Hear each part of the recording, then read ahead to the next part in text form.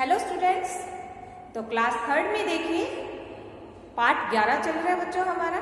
तो my observation book में हमने प्रश्न नंबर 8 तक कार्य कंप्लीट कर लिया है। जैसा कि देखिए प्रश्न नंबर 8 मैंने आपको होमवर्क में दिया था, तो आई होप आपने उसे कंप्लीट कर लिया होगा। तो देखिए आगे का वर्क हम माय ऑब्जर्वेशन बुक द्वारा ही करेंगे। तो एक क्वेश्चन है, उसके बाद हमें करना है tick the correct answer. Okay, तो सबसे पहले हम बुक द्वारा ही ये क्वेश्चन को रीड करते हैं।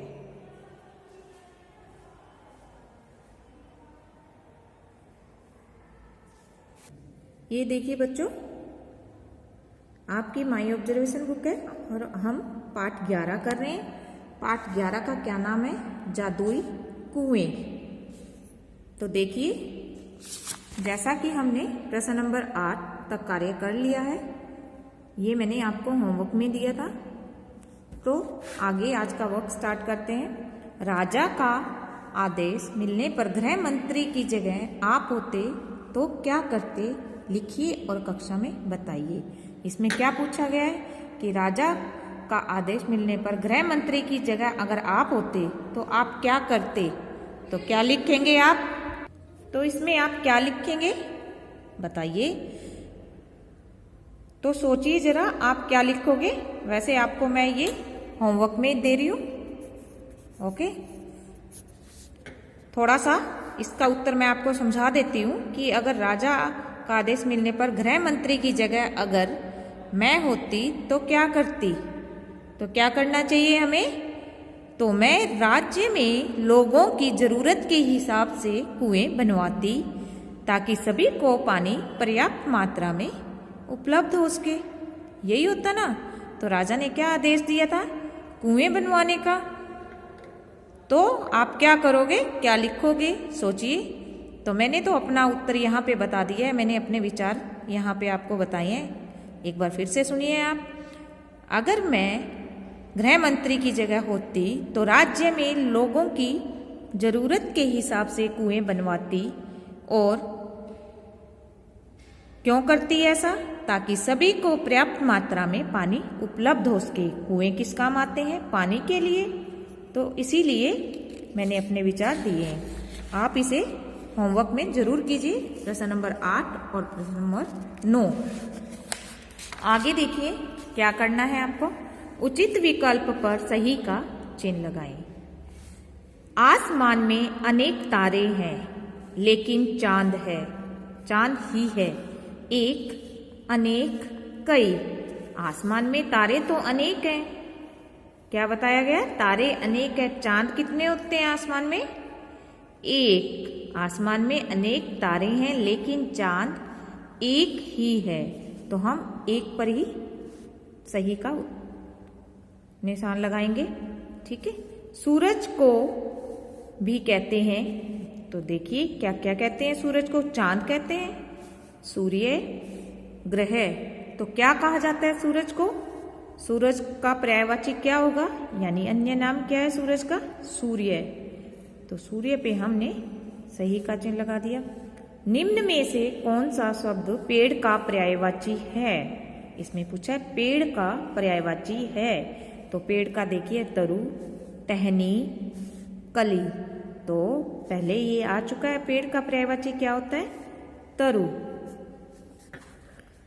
समान अर्थ देने वाले शब्द क्या कहलाते हैं? जो समान अर्थ बताते हैं हमें, क्या वो किसे कहते हैं हम? पर्यायवाची को, समानार्थी को, या उपयुक्त दोनों? तो क्या आएंगे? समान अर्थ बताने वाले शब्दों को हम समानार्थी या पर्यायवाची दोनों ही कहते हैं। ठीक है। समान अर्थ को समानार्थी भी कहते हैं और पर्यायवाची भी कहते हैं। तो इसका उत्तर क्या होगा? उपयुक्त दोनों। शब्द का विपरीत अर्थ देने वाले शब्द क्या कहलाते हैं? विपरीत मतलब उल्टा अर्थ बताने वाले। बहुवचन, विलोम, पर्यायवाची। उल्टा अर्थ बताने वाले शब्दों को हम क्या कहते हैं? विलोम शब्द कहते हैं। आगे का विलोम शब्द क्या है? आगे। ये क्या है? आगे। आगे का क्या होगा? ऊपर, नीचे, पीछे। तो आगे, पीछे। विलोम बनाना है ना हमें। तो आगे, पीछे। कपड़े सिलने वाले को क्या कहते हैं? जो कपड़े की सिलाई करता है उसे हम क्या कहते हैं? मछुआरा, दर्जी, रसोइया। तो क्या कहेंगे? जो कपड़े सिलता है उसे हम दर्जी कहेंगे। शेर एक बलवान पशु है, जबकि चूहा, चूहा कैसा होता है? छोटा, डरपोक और कोई भी नहीं।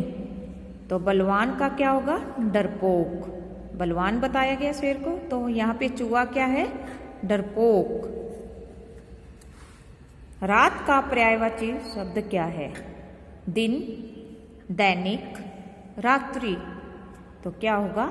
रात का पर्यायवाची क्या होगा? हमें क्या बताना है? रात को हम अन्य नाम क्या दे सकते हैं? ठीक है, अगर हमें विलोम पूछा होता तो रात का दिन हो जाता। हमें पूछा गया है कि पर्यायवाची क्या होगा रात का, तो रात का रात्रि। अब देखिए आगे, लकड़ी का सामान बनाने वाले को क्या कहते हैं? जो लकड़ी का सामान बनाते हैं उसे हम क्या कहेंगे? बढ़ई, दर्जी, रसोइया। दर्जी तो कपड़े सिलने वाले को कहा जाता है। रसोइया किसे कहते हैं हम? जो रसोई में यानी किचन में जो खाना बनाता है। और बढ़ई क्या होता है? लकड़ी का सामान बनाने वाले को हम क्या कहते हैं? बढ़ई कहते हैं। तो उत्तर हमारा क्या होगा? बढ़ई। एक बार फिर से देखिए, आसमान में अनेक तारे हैं लेकिन चांद एक ही है। सूरज को सूर्य भी कहते हैं। और पेड़ का पर्यायवाची तरु है। समान अर्थ बताने वाले शब्दों को हम पर्यायवाची और समानार्थी उपयुक्त दोनों ही कहते हैं। शब्द का विपरीत अर्थ देने वाले शब्द विलोम शब्द हैं। आगे का विलोम क्या होगा? पीछे। कपड़े सिलने वाले को हम दर्जी कहेंगे। शेर एक बलवान पशु है, जबकि चूहा डरपोक। रात का पर्यायवाची रात्रि। लकड़ी का सामान बनाने वाले को हम क्या कहेंगे? बढ़ई। तो देखिए बच्चों, पार्ट 11 आज हमने ऑब्जर्वेशन बुक से कंप्लीट कर लिया है। ओके, अब देखिए परियोजना कार्य। इसमें आपको क्या करना है? किसी कहानी की किताब में से एक कहानी पढ़िए। उस कहानी का एक अंश नीचे दिए गए स्थान पर लिखिए। उस अंश में आए किन्हीं 4 शब्दों को छांटिए जिनके विलोम और पर्यायवाची बनाए जा सकते हैं। उन शब्दों के विलोम और पर्यायवाची भी लिखिए। तो आपको क्या करना है? पहले कोई भी एक कहानी की किताब लीजिए और उसमें से आप कहानी को पढ़िए। कोई भी कहानी की किताब हो सकती है। ओके, तो उनमें से कुछ पंक्तियां आप यहाँ पर लिखेंगे। ठीक है, ये देखिए, उस कहानी का एक अंश नीचे दिए गए स्थान पर लिखिए। तो अब उनमें से ही क्या करना है? जो आप पंक्तियां लिखोगे उनमें से ही आपको विलोम और पर्यायवाची बनाने हैं। ओके, उल्टा ही बताना है। और पर्यायवाची हमें समान अर्थ वाले बताने हैं।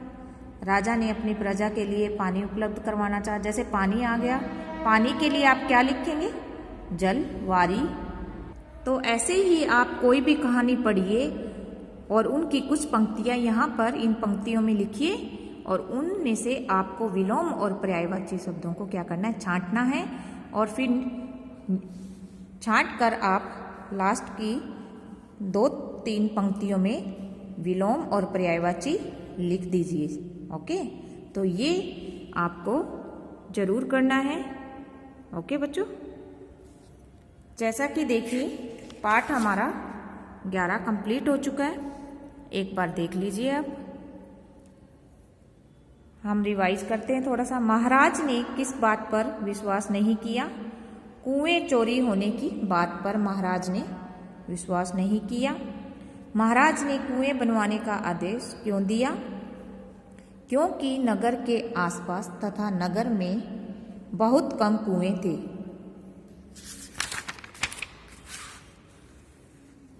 नगर के कुएं कहाँ गायब हो गए थे? नगर के कुएं चोरी हो चुके थे।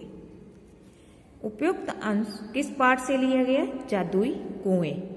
आगे देखिए, उचित शब्द लिखकर वाक्य पूरे कीजिए। राजा ने नगर में क्या बनवाने का आदेश दिया? कुएं बनवाने का आदेश दिया। लोग गृह मंत्री के विरुद्ध शिकायत लेकर पहुंचे। तेनालीराम एक बुद्धिमान व्यक्ति थे। राजा व दरबारियों ने तेनालीराम की बात पर विश्वास नहीं किया। राजा चाहते थे कि गर्मियों में उनकी प्रजा को पानी की कमी न हो। ओके, आगे देखिए, निम्न वाक्य कहानी में किसने कहे? ये मैंने होमवर्क में दिया था, जिन बच्चों ने नहीं किया वो देखकर कर लीजिएगा। विजयनगर में कुछ चोर हमारे कुएं चुरा रहे हैं, तो ये किसने कहा? तेनालीराम ने। ये देखिए, क्या बात करते हो तेनाली? तो ये वाक्य किसने कहा? राजा ने। मैं कुछ लोगों को अपने साथ लाया हूं, तेनालीराम ने। इसमें इनका कोई दोष नहीं है। किसने कहा? तेनालीराम ने। तुम्हारी बातों पर कोई भी विश्वास नहीं कर सकता, महाराज ने। ये किसने कहा? महाराज ने। आगे देखें, कहानी के आधार पर तेनालीराम और गृह मंत्री के चरित्र के बारे में बताना है। तेनालीराम के बारे में हमने क्या बातें लिखी है? तेनालीराम बहुत ही बुद्धिमान व्यक्ति थे। अपनी समझदारी से कठिन समस्या का समाधान भी आसानी से कर लेते थे। अब गृह मंत्री के बारे में बतानी है 2 बातें। गृह मंत्री ईमानदार व्यक्ति नहीं था।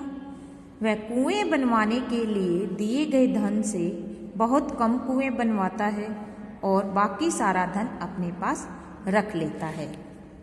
ठीक है, आगे देखिए, वाक्य में रेखांकित शब्द के विलोम शब्द का प्रयोग करके उचित वाक्य लिखने हैं। रीना बहुत ही मेहनती लड़की है। मैंने एक बार सीधा ही लिखा है आलसी, लेकिन आप पूरा ही वाक्य लिखिए। रीना बहुत ही आलसी लड़की है, जैसे मैंने बोर्ड पे करवाए हैं ना बच्चों, आपको वैसा ही लिखना है। रीना बहुत ही आलसी लड़की है, मेहनती, आलसी हमें विलोम बनाने ना। कल शाम से तेज बारिश हो रही है। शाम का क्या होगा? सुबह। दिन में बहुत गर्मी थी, दिन में बहुत सर्दी थी। गर्मी, सर्दी। आप मुझसे इतने दूर क्यों खड़े हो? आप मुझसे इतने पास क्यों खड़े हो? दूर, पास। आगे देखिए, अनेक शब्दों का उसके उचित शब्द से मिलान कीजिए। जो बहुत बोलता हो उसे हम क्या कहते हैं? बड़बोला। जो कोई काम न करता हो उसे हम क्या कहेंगे? आलसी। जो कभी न हारे, अजय। मिट्टी के बर्तन बनाने वाला कुम्हार। कपड़े धोने वाला धोबी। माह में एक बार होने वाला मासिक। ओके, तो आगे देखिए, इनमें से आपको क्या करना था? पर्यायवाची शब्द ढूंढकर उनका पर्यायवाची और भी 2-2 वर्ड लिखने थे। तो देखिए, ये चित्र द्वारा हमने क्या क्या फाइंड किए हैं। देखिए, पेड़ का पर्यायवाची क्या होता है? वृक्ष, तरु। फूल, सुमन, पुष्प।